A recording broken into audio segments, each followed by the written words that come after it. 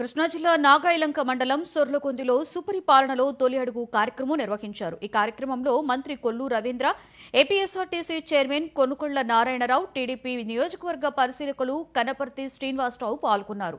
ఈ సందర్భంగా ఇంటింటికి తిరిగి ప్రభుత్వం అందిస్తున్న సంక్షేమ పథకాలను వివరించారు. ఆ తర్వాత మంత్రి కొల్లు రవీంద్ర మాట్లాడుతూ గత ప్రభుత్వంలో సుపరిపాలన అస్తవ్యస్తంగా ఉందని విమర్శించారు.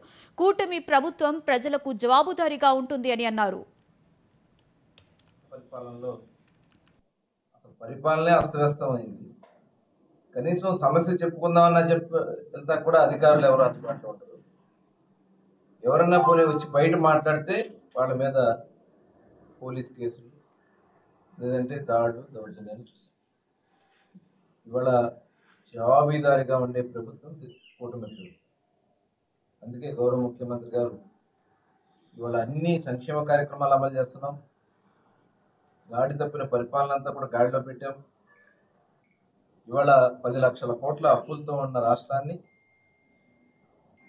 ఎవరికి కూడా ఇబ్బంది రాకుండా 1వ తారీఖుకి పెన్షన్లు ఇవ్వడం, 1వ తారీఖుకి జీతాలు ఇవ్వడం. పాలన సంవత్సరం కాలం పూర్తయింది.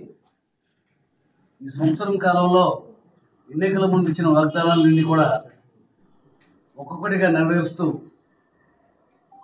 ఎన్టీఆర్ భరోసా మన కింద 3,000 రూపాయల పెన్షన్ ఉంది, 4,000 రూపాయలు చేసి అది ఇంటి వద్దనే ఇచ్చేట్టుగా 1వ తారీఖు ఉదయం తీసుకెళ్లి ఇంటికాడ ఇవ్వడం జరుగుతుంది. అలాగే తల్లి దీవెన గత ప్రభుత్వం ఇంట్లో ఎంతమంది ఉంటే అంతమందికి ఇస్తానని చెప్పి మోసం చేసి ఇంట్లో ఒకరికి మాత్రమే ఇవ్వగలిగాడు. ఇవాళ చంద్రబాబు నాయుడు గారు చదువు తల్లిదండ్రులకు భారం కాకూడదు, భారం వల్ల చదివించలేకపోతున్నారు, దానికి గాను ఎంతమంది పిల్లలు ఉంటే అంతమందికి కూడా 15,000 రూపాయల చొప్పున 2 3 4 5 కూడా ఇచ్చి అన్నమాట నిలబెట్టుకున్నది కూటమి ప్రభుత్వం.